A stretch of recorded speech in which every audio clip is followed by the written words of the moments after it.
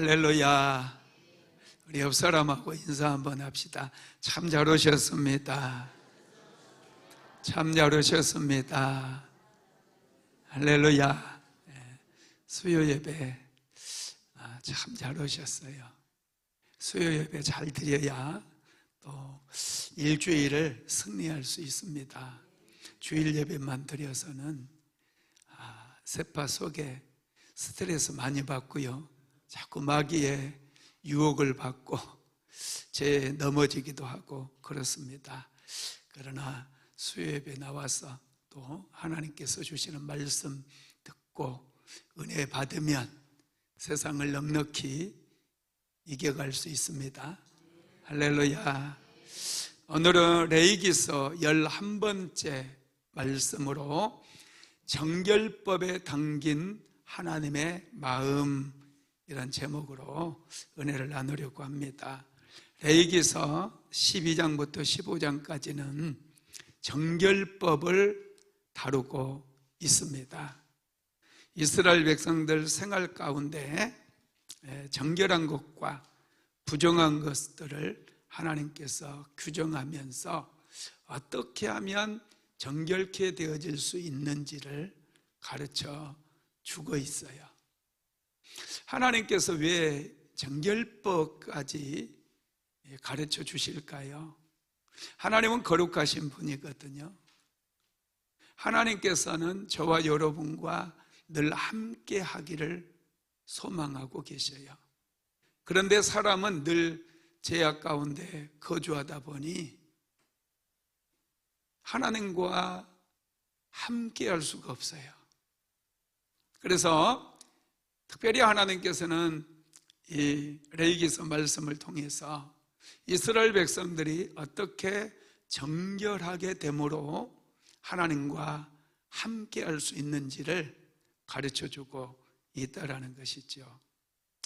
특별히 오늘은 레위기서 12장부터 15장까지 무려 3개 장을 말씀을 나누겠는데, 12장에는 여인이 아이를 출산했을 때 어떻게 되는지에 대해서 말씀을 하고 있고요.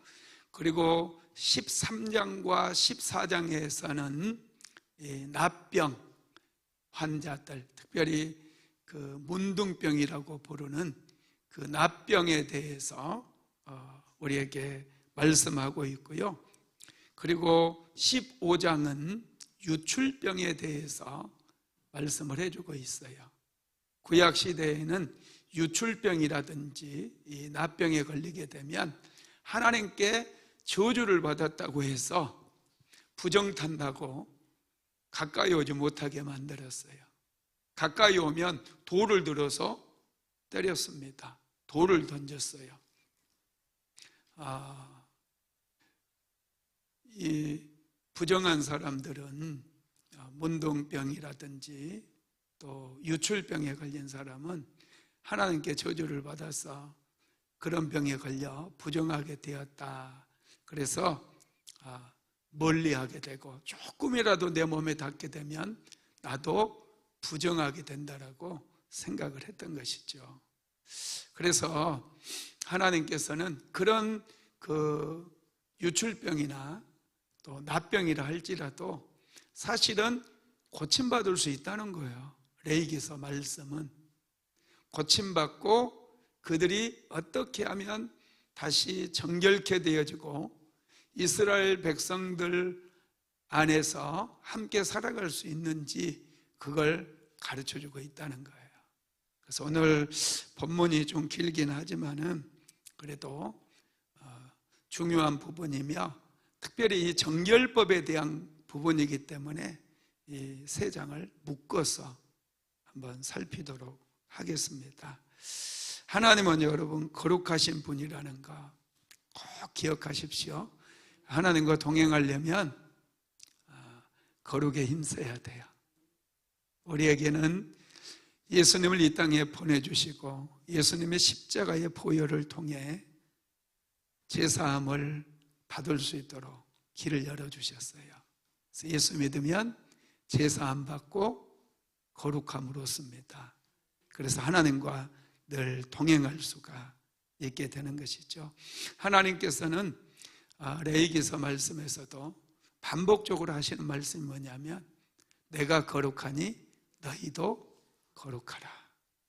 내가 거룩하니 너희도 거룩하라. 하나님께서 거룩한 분이기 때문에 하나님과 동행하기를 원하고 하나님께 은혜 받기를 원하고 하나님께 병 고침 받기 원하고 하나님께 축복받기 원하는 분들은 거룩하라는 거예요. 믿으시기 바랍니다. 오늘은 이 정결법을 통해서 하나님께서 이 시대 속에 말씀하시는 그런 음성을 듣게 되기를 소망합니다. 특별히 레위기서 12장부터 15장은 크게 세 부분으로 나누는데요. 첫 번째가 여인의 출산입니다. 자, 레위기서 12장 1절 5절 같이 읽어봅시다. 여호와께서 모세에게 말씀하여 이르시되 이스라엘 자손에게 말하여 이르라.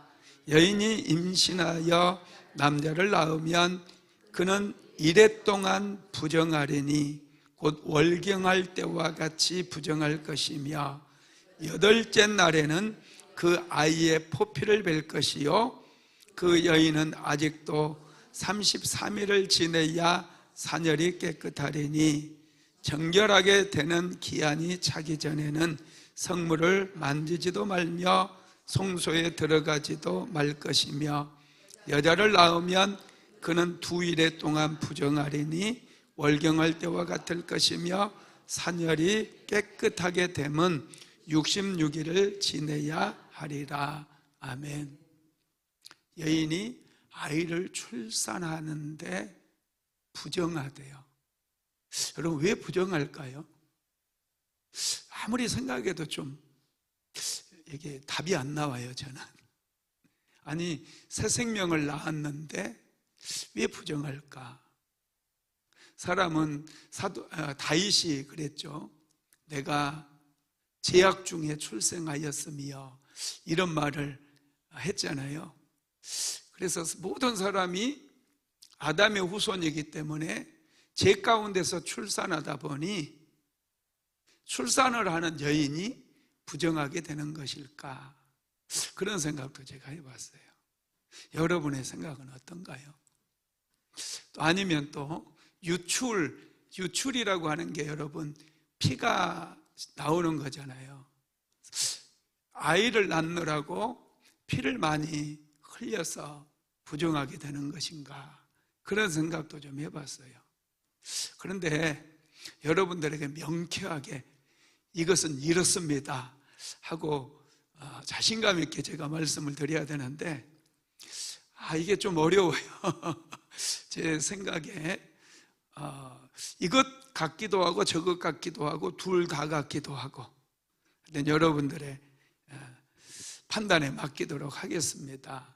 사람은 죄악 중에 출생하기 때문에 죄된 인간을 낳다 보니 여인이 부정하게 되는 것일 수도 있습니다. 그리고 아이를 낳을 때 이제 피를 많이 쏟거든요. 그런데 그 피가 수명을 다한 피다고 그러더라고요. 수명을 다한 피. 그래서 여성들이 생리를 하게 되면 그게 이제 수명이 다 된 피들이 쏟아져 나오거든요. 그러면 성경에서 그것도 부정하다고 그랬기 때문에 그래서 부정한 것인가? 하여튼 두 개 다 해당은 되는 것 같은데 여러분들이 좀 더 한번 질문하면서 기도 한번 해보시기 바랍니다.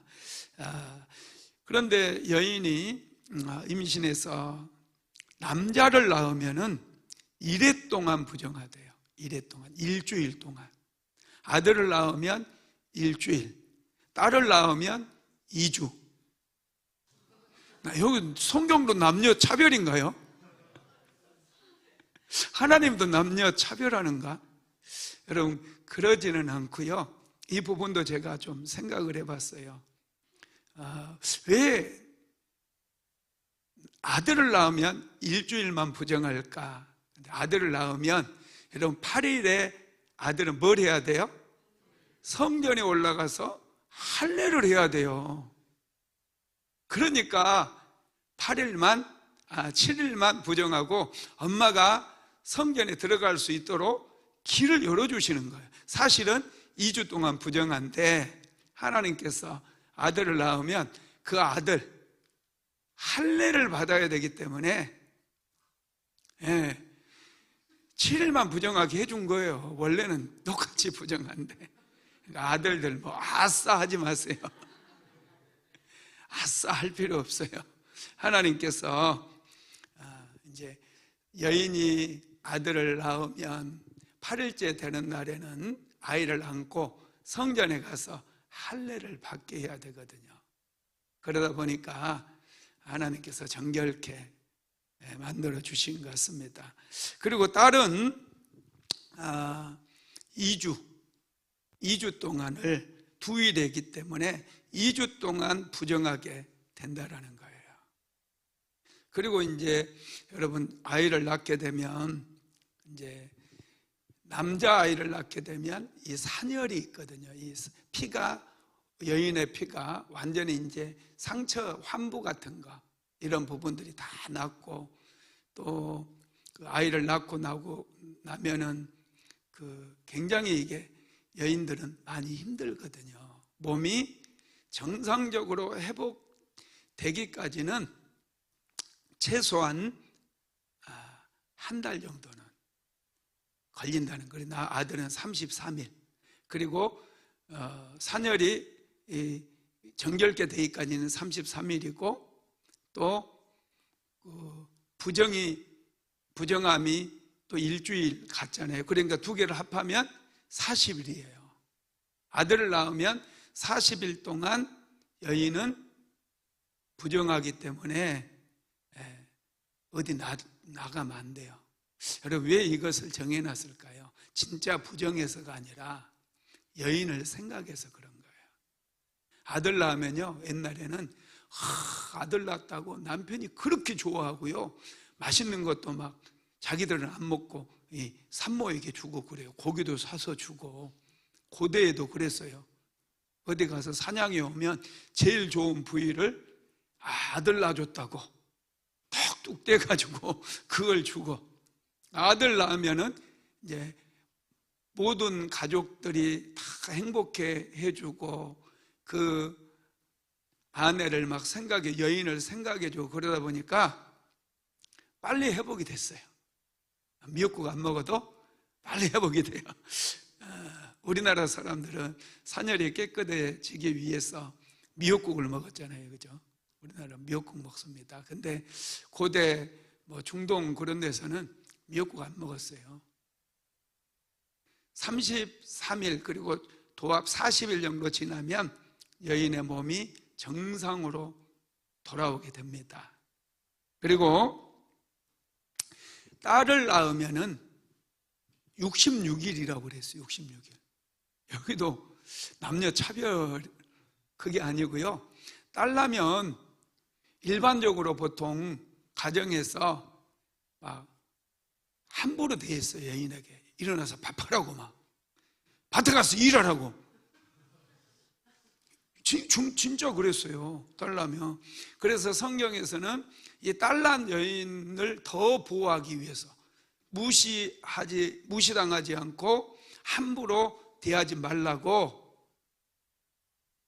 66일을 집에서 산후조리하게 만들어준 거예요. 천대하지 말고 괄시하지 말고.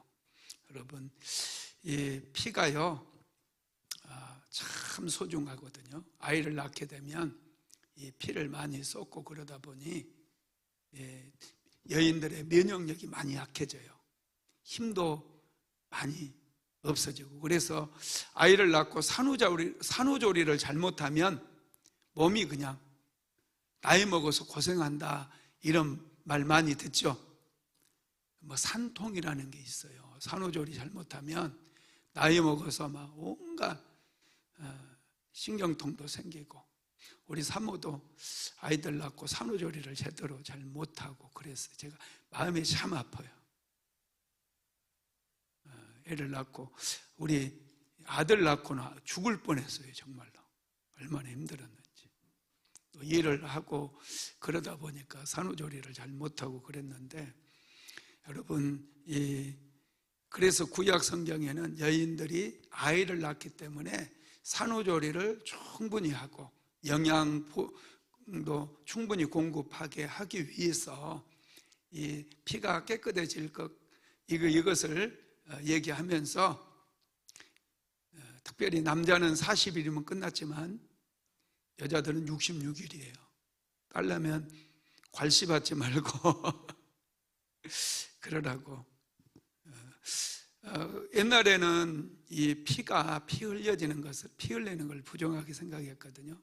요즘은 여러분, 피가 아주 소중합니다. 피가 사람을 살려요. 요즘은 헌혈 광고가 이렇게 나왔더라고요. 헌혈 광고 한번 띄워줄래요? 헌혈하는 당신은 분명 천사일 거예요. 생명을 살리는 당신 고맙습니다. 헌혈을 하게 되면 갑작스럽게 수술을 해야 되는 경우가 있잖아요. 이 피가 없으면 다 죽어요. 사람들이 수술하다가 피가 없으면 죽어요. 피를 너무 많이 흘리기 때문에. 이 헌혈을 하게 되면 이 피를 잘 모아가지고 갑작스럽게 사고가 난다든지 또 전쟁이 일어나서 엄청나게 출혈을 일으킨 이런 사람들 긴급 수혈을 해주면서 수술을 하게 되는 거예요. 많은 사람을 살리게 되거든요. 그런데 여인들이 아기를 낳으면서 피를 많이 쏟기 때문에 충분하게 이 피가 만들어지기까지 시간이 66일이 걸린다, 이렇게 생각하면 돼요. 아들을 낳으면 이제 좋아가지고 잘 먹여주니까 피가 빨리 만들어져요.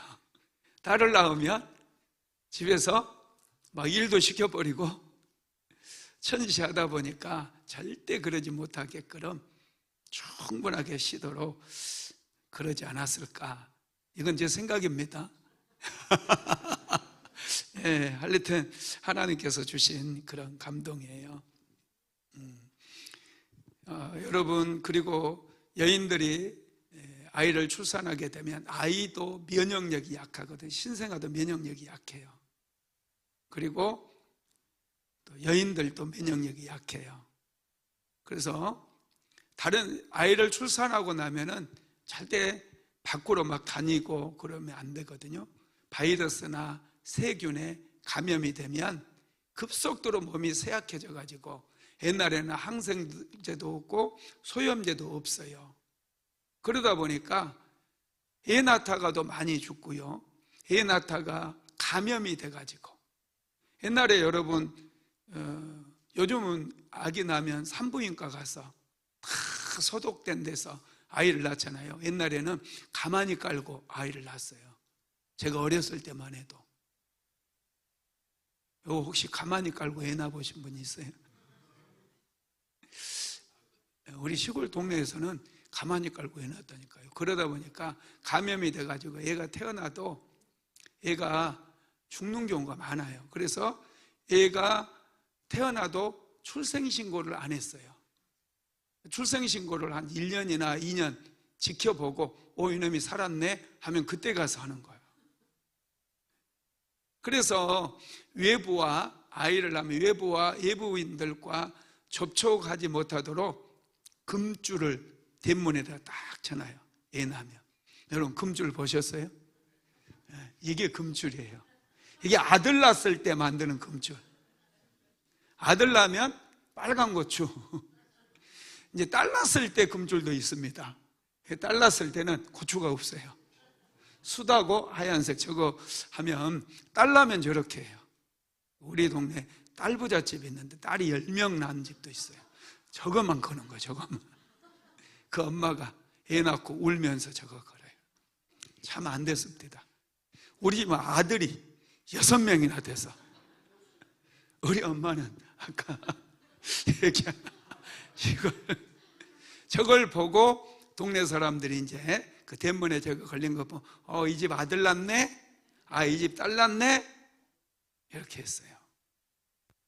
요즘은 저거 걸어요, 안 걸어요? 좀 걸어봐요. 이원주 목사 걸었어, 안 걸었어? 예. 요즘은 안 걸죠. 왜 그러냐 하면 병원에서 태어나기 때문에 병원에서 아주 위생적으로 청결하게, 그리고 산모들도 또 신생아도 얼마나 위생관리를 잘하게 깨끗하게 세균이 감염되지 않도록 그렇게 해서 아이를 낳습니다. 그리고 아이가 태어나면 이제 또 산후조리원으로 가죠, 그죠? 거기 가서 한 달이나 또 길게는 한 달 넘게도 산후조리하고 집에 돌아오기 때문에 이제 면역력도 좋아지고 또 산모의 영양 상태라든지 몸의 컨디션이 많이 좋아져요. 그래서 이제 이 레위기서 말씀은 이거 이대로 할 필요는 없습니다, 요즘은. 그리고 애를 낳고 나면은 산모는요, 정결 기간이 끝나잖아요. 아들을 낳으면 40일이 끝나면 어린 양으로 번제를 드려야 돼요. 번제를. 그리고 집비둘기나 산비둘기로 속죄제를 드려야 됐어요. 가난한 자들을 위해서는 비둘기 2마리로 대신할 수 있도록 속죄제도 그렇게 행해 주셨습니다. 자, 두 번째로는 납병 환자의 부정인데요. 자, 레위기서 13장 1절에서 6절까지 같이 읽어봅시다. 여호와께서 모세와 아론에게 말씀하여 이르시되, 만일 사람이 그의 피부에 무엇이 돋거나 뾰루지가 나거나 색점이 생겨서 그의 피부에 납병 같은 것이 생기거든 그를 곧 제사장 아론에게나 그의 아들 중 한 제사장에게로 데리고 갈 것이요, 제사장은 그 피부병을 진찰할지니 환부의 털이 휘어졌고 환부가 피부보다 우묵하여졌으면 이는 납병의 환부라. 제사장이 그를 진찰하여 그를 부정하다 할 것이요, 피부의 색점이 희나 우묵하지 아니하고 그 털이 희지 아니하면 제사장은 그 환자를 이레 동안 가두어 둘 것이며 이레 만에 제사장이 그를 진찰할지니 그가 보기에 그 환부가 변하지 아니하고 병색이 피부에 퍼지지 아니하였으면 제사장이 그를 또 이레 동안을 가두어 둘 것이며 이레 만에 제사장이 또 진찰할지니 그 환부가 엷어졌고 병색이 피부에 퍼지지 아니하였으면 피부병이라. 제사장이 그를 정하다 할 것이요 그의 옷을 빨 것이라. 그리하면 정하리라. 아멘. 납병에 대해서 구약시대에 사람들이 가장 두려워했고 또 하나님께 저주받아 생긴 병이라고 했던 이 납병, 문둥병이거든요. 이 납병은 날씨가 덥고 영양 상태나 위생 상태가 좋지 못한 곳에서 발병이 돼요. 그리고 이 레위기서 13장과 14장은 납병에 대해서 우리에게 말씀하고 있는데, 여기에 나온 질병이 단순한 피부병도 있습니다. 납병이라고 규정을 한 이 병 중에도 단순한 또 전염성이 있는 피부병을 이야기하기도 한다는 것을 꼭 기억하시기 바랍니다. 여러분, 이스라엘 백성들이 경전으로 쓰고 있는 미시나라고 하는 문헌에도 총 72종류의 피부병이 있다고 그렇게 기록을 했어요. 그래서 레위기서 13장, 14장에 나온 이 설명대로 있는 게 다 납병이다 이렇게 생각하면 안 되고, 이 일반적인 전염성이 강한 피부병도 나와 있다는 것을 꼭 기억하시기 바랍니다. 그리고 일반적으로 여러분 납병에는 두 종류가 있대요. 첫 번째가요, 피부 감염을 통해서 결절이 생기는 것으로 결핵성 납병이 있대요. 결핵성 납병은 통증도 느낄 수 있습니다. 그 두 번째는 신경을 통해 감염되는 것으로 막 몸에 종기가 생기는 그런 병인데요, 이건 감각이 사라져 버린대요. 아무런 손가락이나 발가락에 감각이 없어요. 썩어져도 종기 때문에 막 골마서 썩어져 떨어져 나가도 감각이 없다고 그러더라고요. 이것을 마비형 납병이다 이렇게 얘기합니다. 여러분, 현대 이제 피부과 전문의들이 하는 말을 들어보면 이 납병도 사실은 조기에 잘 발견돼 가지고 치료하면 치료 완치가 된대요. 그리고 생각보다 이게 전염력이 굉장히 약하답니다. 옛날에는 조금이라도 자기에게 닿기만 해도 전염이 된다고 생각을 했는데 그렇지는 않다라는 거예요. 전염력은 굉장히 약하다 이런 얘기를 했습니다. 그리고 환경을 깨끗이 하고 위생적이면 납병이 발병하지 않는데요. 옛날에는 우리나라도 가난하고 못 살았을 때 납병 환자들이 굉장히 많았어요. 소록도에 납병 환자들 수용촌이 있었잖아요.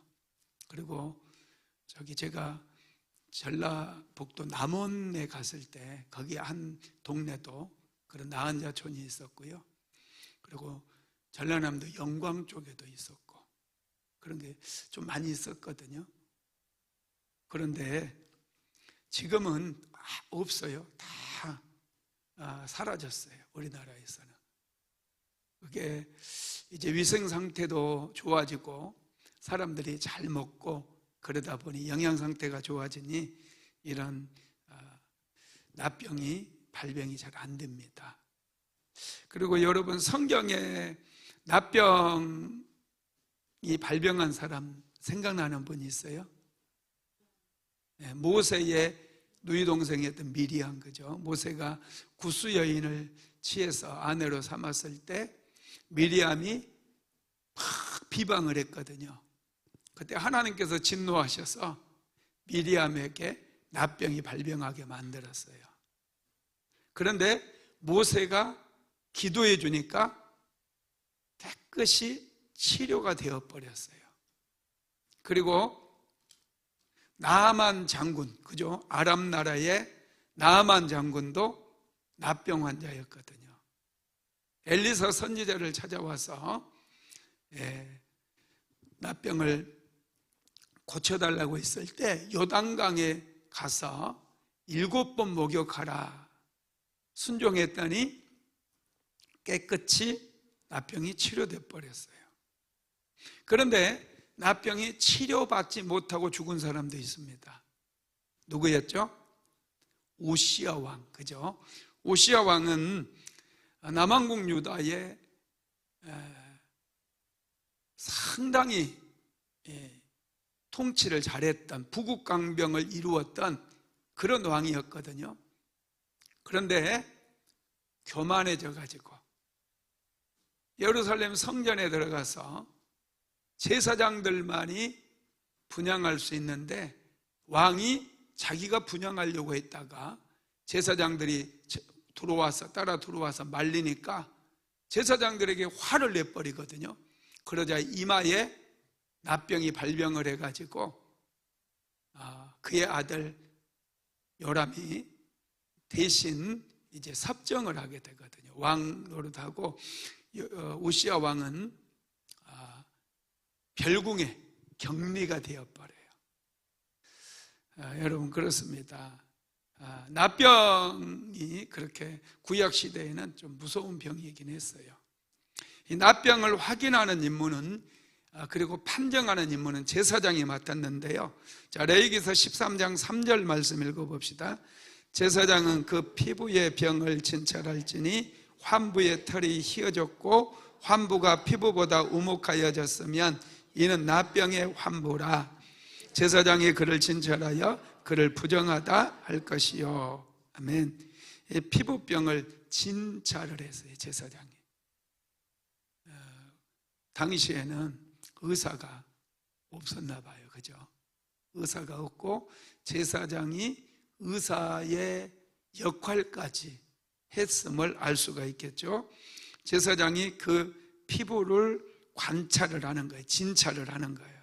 그리고 환부에 여기가 뭔가 부스럼 딱지같이 진물이 나고 그런 거. 옛날에 우리 시골 동네에 살 때요, 참 부스럼 딱지 같은 게 많이 생겼어요. 이마에도, 애들 이마에도 막 부스럼 여러분 어렸을 때 나보신 분이 있어요? 옛날 많이 났었죠, 그죠? 막 얼굴에도 부스럼, 막 이런 데도 부스럼. 그래서 이명래 고약, 종기가 났을 때는 이명래 고약이 아주 유명했어요. 요즘 이명래 고약이 안 팔려요. 요즘은 종기도 없어지고요, 사람들이 잘 먹고 아주 깨끗하게 잘 씻고 다니고 그러니까 건강해요. 그런 것들이 많이 발병 안 됐는데, 옛날에는 이 부스럼 같은 게 이렇게 많이 생기거든요. 이제 우묵하게 올라와요. 그걸 제사장이 이렇게 보고 이제 피부에 있는 털이 흰색으로 바뀌어졌고 피부보다 우묵해졌고, 그러면은 이게 납병의 환부라는 거예요. 당신 납병이야. 그러면 이제 이 사람은 격리가 돼야 돼요. 이게 아리까리 할 때도 있잖아요. 이게 피부색은 우묵하기는 한데 아직 털은 하얀색으로 변하지를 않았어. 이게 이런 경우가 있거든요. 그러면은 일주일 동안 이제 이 사람을 방에 격리시키는 거예요. 우리 코로나 때 격리 많이 했잖아요, 그죠? 코로나 동선 막 이런 이상한 유머도 나오고, 하여튼 격리를 했거든요. 이제 한 방 하나에다가 못 나오겠다, 밥은 넣어주고 이런 식으로 격리하라는 거. 그리고 일주일이 지나면 다시 이렇게 보라는 거예요. 제사장이 보고 털이 휘어졌고 환부가 우묵하게 올라왔으면 그건 납병이다. 그러면 납병이 확정이 되어지면 이스라엘 진영에는 이스라엘 백성들이 모여있는 그 동네에서는 못 사는 거예요. 혼자서 진영 밖에 멀리 떨어져서 혼자 격리해서 살아야 돼. 굴이라든지 이런 데서 혼자 살아야 됩니다. 여러분, 그렇습니다. 이 문둥병은 당시의 의술로는 쉽게 고쳐지지 않았기 때문에 모두에게 번지게 되면 굉장히 힘들어지거든요.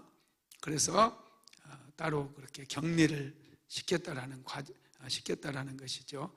레위기 14장에는 이런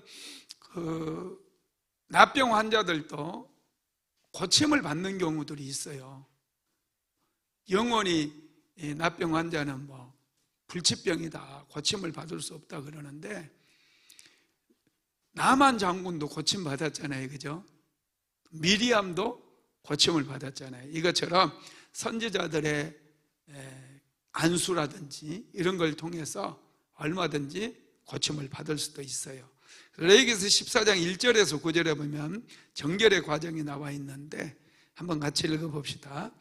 여호와께서 모세에게 말씀하여 이르시되 납병 환자가 정결하게 되는 날의 규례는 이러하니 곧 그 사람을 제사장에게로 데려갈 것이요 제사장은 진영에서 나가 진찰할지니 그 환자에게 있던 납병 환부가 나았으면 제사장은 그 정결함을 받을 자를 위하여 명령하여 살아있는 정결한 새 2마리와 백향목과 홍색실과 우슬초를 가져오게 하고, 제사장은 또 명령하여 그 새 하나는 흐르는 물 위 질그릇 안에서 잡게 하고 다른 새는 산채로 가져다가 백향목과 홍색실과 우슬초와 함께 가져다가 흐르는 물 위에서 잡은 새의 피를 찍어 납병에서 정결함을 받은 자에게 7번 뿌려 정하다 하고, 그 살아있는 새는 들에 놓을지며 정결함을 받은 자는 그의 옷을 빨고 모든 털을 밀고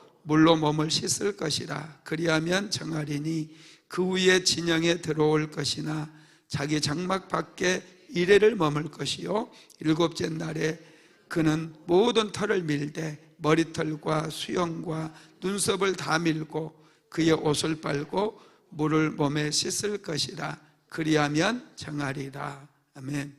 나병에서 고침을 받았다고 왔어 하고 진영에 들어와서 엄마 나왔어 하고 같이 살 수 있는 게 아니라 이 정결을 위한 예법이 있는데 굉장히 복잡하죠, 그죠? 네, 엄청 복잡해요. 아니 나왔으면 바로 가서 함께 가족들과 함께 살게 하면 되지. 제사장에게 데리고 가서 제사장이 다시 진찰을 하고 환부가 나왔으면 정결함을 받을 자를 위하여 정결한 새 2마리와 백향목과 홍색실과 우슬초를 가져오게 하고 또 새 하나는 흐르는 물이 질그릇 안에서 딱 죽여서 그 피를 찍어서 7번을 그 정결케 된 사람에게 뿌렸거든요. 그리고 이제 살아있는 한 마리 새는 놓아주고, 그리고 옷을 다 빨게 하고 몸의 모든 털을 다 밀었어요. 머리도 밀고 눈썹도 밀고 수염도 밀고 다 밀라는 거예요. 네, 눈썹을 다 밀면 이상하겠죠, 그죠? 네. 그리고 옷도 빨고 몸을 물에 깨끗이 씻으라는 거예요. 그러면 정결하게 된다는 거예요. 그러니 한마디로 말씀드리면요, 비난하거나 다른 사람 비난하거나 부정한 일 하지 말고 잘 살아라, 그런 말씀이. 이렇게 절차가 복잡하니 그런 병에는 걸리지 마라, 위생 상태도 좀 깨끗하게 하고 그러라는 말씀이죠. 오늘날에도 여러분 잘 씻고 다녀야 돼요. 수도시설이 잘 돼 있고. 그런데 요즘 우리나라에 목욕탕이 다 사라졌어요, 그죠? 옛날에는 동네마다 목욕탕이 참 많아서 목욕하는 사람도 많고 그랬는데 요즘 목욕탕이 안 돼가지고, 이 수암동에도 내가 처음에 올 때는 목욕탕이 있었는데 목욕탕이 없어져 버렸어요. 제가 처음에 이사 와서 목욕탕 자주 갔었거든요. 그게 없어졌어요. 그래서 어떤 분들은 이제 냄새가 나는 분들도 있거든요. 절대 몸에 냄새 나게 하고 다니면 안 됩니다. 요즘 비누도 아주 좋은 것도 나오고, 또 요즘은 그거 몸에 바디워시, 바디워시 이런 것들도 있어서 얼마나 좋은지 몰라요. 잘 씻어지고 소독도 다 되고 깨끗해지거든요.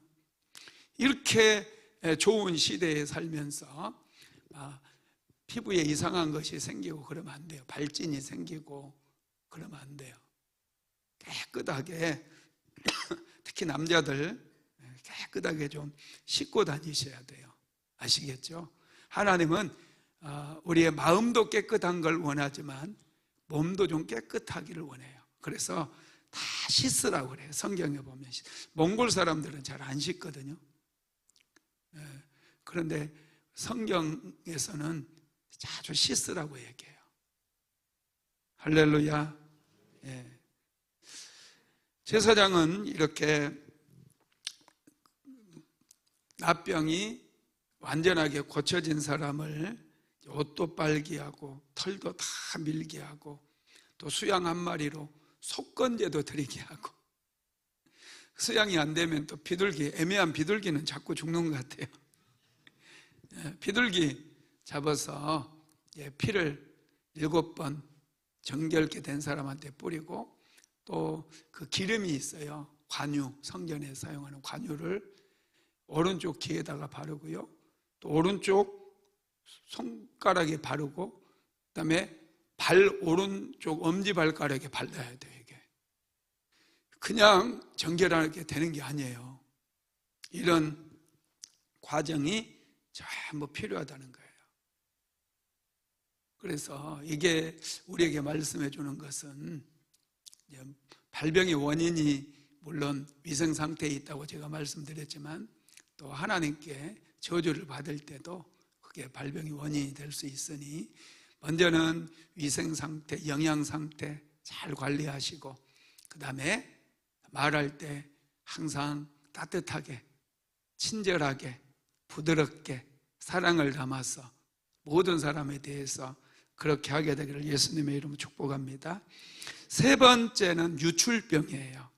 유출병은 말 그대로 피나 또 몸에 진물, 상처난데 연고 같은 거 안 바르고 내버려 두면 이게 골기 시작해서 진물이 나는 거 있죠. 이런 것들을 전부 유출병이라고 그랬어요. 자, 레위기에서 15장 1절에서 5절까지 읽어봅시다. 시작. 여호와께서 모세와 아론에게 말씀하여 이르시되 이스라엘 자손에게 말하여 이르라. 누구든지 그의 몸에 유출병이 있으면 그 유출병으로 말미암아 부정한 자라. 그의 유출병으로 말미암아 부정함이 이러하니 곧 그의 몸에서 흘러나오든지 그의 몸에서 흘러나오는 것이 막혔든지 부정한 즉 유출병이 있는 자가 눕는 침상은 다 부정하고 그가 앉았던 자리도 다 부정하니 그의 침상에 접촉하는 자는 그의 옷을 빨고 물로 몸을 씻을 것이며 저녁까지 부정하리라. 아멘. 사람이 몸이 어떤 부스럼이 생겼다든지 또 피부에 어떤 그 발진이 생겨가지고 이게 자꾸 연고를 바르지 않고 또 약을 쓰지 않으면 점점 애들은 자꾸 긁어내잖아요. 그러면 손톱 같은 데서 세균 같은 게 감염이 돼가지고 퉁퉁 부어요. 엄청 아픕니다. 그래서 이 막 고름이 꽉 차가지고 고름이 흘러나오고 이런 것들이 전부 다 유출병이에요. 그리고 부스럼 딱지가 많고 그러면요 냄새가 많이 나요. 피가 썩은 거거든요. 그게 피가 썩고 그러면은 냄새가 많이 나요. 여러분 그 구치 입에서 냄새 나는 거 있죠. 아무리 양치질을 깨끗하게 하고 막 해도 나는 분들이 있거든요. 그게 그 잇몸에서 피가 나와서 그게 피가 고여 있다 보니 그게 상해서 나는 냄새인 경우가 꽤나 많대요. 그래서 잇몸약을 좀 드셔야 돼요. 그런 분들은. 할렐루야. 제가 약 팔려고 그런 게 아니고 잇몸약을 좀 먹고 그러면은 잇몸에서 피가 나오지를 않거든요. 잇몸에 염증이 이게 치료를 받지 않고 잇몸에 염증이 생겼는데 놔두면 온몸에 염증이 막 퍼져나가가지고 몸이 아프기 시작하고 또 이게 암세포를 만들어내는 원인이 되기도 한답니다. 그러니 혹시라도 이제 자기 잇몸에서 구취가 난다 이런 분들은 잇몸약을 좀 드시기 바랍니다. 그렇게 하면서 이 냄새가 나는 거 이것들이 하나의 사인인 거예요. 우리 건강관리에 적신호가 생긴 거. 혈루증 여인은 유출병이었잖아요. 혈루증이다 보니 피가 한번 나면은 멈추지를 않아요. 그 심장병을 예방한다 해서 아스피린 100ml짜리인가요? 그거 먹는 경우들이 있는데 그거 먹는 사람들이요 나중에 이제 혈관 같은 게 이렇게 약해져 가지고 터져서 이런데 멍이 드는 경우도 있고 그래요. 속에서 터져서. 비타민 C를 먹으면 혈관이 튼튼해집니다. 정말이에요. 옛날에 그 콜럼버스 또 이런 분들이 신대륙을 찾아서 떠났잖아요. 그런데 그분들이 야채를 먹지 않고 그러다 보니까 비타민C 결핍으로 인해서 괴혈병이 생겨서 갑자기 막 코에 혈관이 터져가지고 피가 쏟아지고 그렇게 해서 많이 죽기도 하고 그랬대요. 비타민C를 지속적으로 먹어주면 혈관이 건강해져요. 비타민C가 또 잘 싸니까 여러분 많이 드시기를 바랍니다. 이 혈관이 약해가지고 터져서 진물이 나오고 피부가 막 고이고 그러면 몸에서도 냄새가 많이 나니까 이런 것들 관리 잘 해야 돼요. 위생 관리가 아주 중요합니다. 그래서 이 유출병은 이제 먼저 이렇게 깨끗하게 해야 되고, 유출병이 있는 사람들도 다른 사람과 접촉하면 안 됐어요. 이스라엘 백성들은 유출병이 있으면 접촉을 못하게 만들었습니다. 그러나 이런 유출병도 당시에 고침받을 수 있었어요. 당시에는 비타민C도 광야에 있다 보니 신선한 야채 같은 걸 먹을 수도 없었고, 그래서 유출병이 더 많았던 것 같습니다. 그 광야 시절에. 그런데 하여튼 이 신선한 음식 먹고 또 잘 먹고 그러면은 이런 것들이 많이 없어져요. 제가 어렸을 때만 해도 막 엉덩이에 종기가 막 생기고 팔에도 종기가 생기고, 종기 때문에 여러분 고생해 본 적이 있어요? 저 어렸을 때 종기가 많이 나가지고 이 종기 때문에 엄청 힘들었어요. 우리 어머니는 내가 종기가 나잖아요. 그러면 탱자가시를 딱 하나 가져와요. 탱자가시. 보기만 해도 무시무시하거든요. 형님들한테 잡어! 형님들은 딱 발 하나씩 잡고 팔 딱 잡는 거예요. 그러면 그걸로 푹 찔러서 아우 주여. 그래도 제가 살아남았어요. 그렇게 해서 이제 종기도 터뜨리고 딱 짜내고 그러면 신기하게 나아요. 신기하게. 네. 하여튼 이 유출병 환자들이 앉았던 침상이라든지 앉았던 자리는 앉지 마라고 그랬어요. 냄새가 나거든요. 또 혹시라도 뭐 거기에 또 감염이 될 수도 있기 때문에 그랬을 수도 있겠죠. 말씀을 마무리하겠습니다. 레이기의 정결법은 결국 예수님을 향합니다. 예수님께서는 납병 환자를 치료해 주셨고요, 또 유출병이었던 혈루증, 12해 동안 혈루증으로 고통당했던 그 여인도 고쳐주셨어요. 사람들의 생각에 납병 환자를 스치기만 해도, 또 유출병 환자를 스치기만 해도 부정하게 된다고 그랬지만, 신기하게 예수님을 스치면 부정한 자들이 정결케 되어버려요. 이게 능력이에요. 저와 여러분은 예수님의 피를 의지하면 정결케 되어져요. 제사함도 받죠. 정결케 되어집니다. 예수님을 만지기만 하면 우리에게 정결함이 들어오게 되는 것이죠. 레위기서 12장에서 15장까지는 우리를 정죄하기 위한 말씀이 아니고요, 우리를 거룩으로 초대하는 말씀이에요. 우리를 거룩함으로 초대해서 하나님 우리와 함께 머물기를 원하시고 함께 동행하기를 원하신다라는 거예요. 우리는 더 이상 예수를 믿음으로 부정한 자가 아닙니다. 우리는 거룩하게 구별된 하나님의 백성들이에요. 그래서 우리는 거룩함으로 늘 하나님과 동행하기에 힘써야 될 줄로 믿습니다. 고마우신 하나님, 구약 시대에 정결 예법을 만들어 주신 것은 하나님께서 그들과 함께 하시기 원하셨기 때문이라고 말씀하셨습니다. 하나님께서는 내가 거룩하니 너희도 거룩하라 말씀하셨습니다. 하나님은 우리와 함께 하시기 원하며 동행하시기 원하시며 우리에게 은혜 주시고 복 주시기를 원하시는 것인 줄 믿습니다. 사랑하는 성도들이 늘 거룩함에 힘쓰게 하시고 무엇보다도 우리 주 예수 그리스도를 보내주시고 십자가에 못 박혀 물과 피를 다 쏟게 하심으로 우리의 죄를 용서해 주셨습니다. 날마다 용서받은 우리는 거룩함으로 성결함으로 하나님과 동행하게 하옵소서. 하나님께서 부어주시는 풍성한 은혜와 축복을 다 받아 누리게 하옵소서. 주님을 찬양합니다. 홀로 영광받아 주시옵소서. 예수님의 이름으로 기도드리었습니다.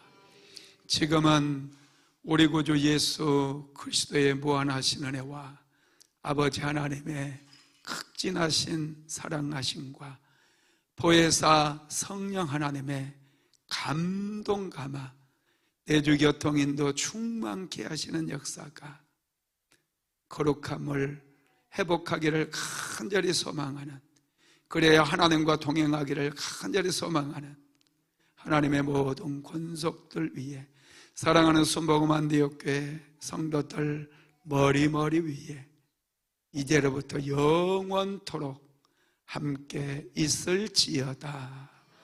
아멘.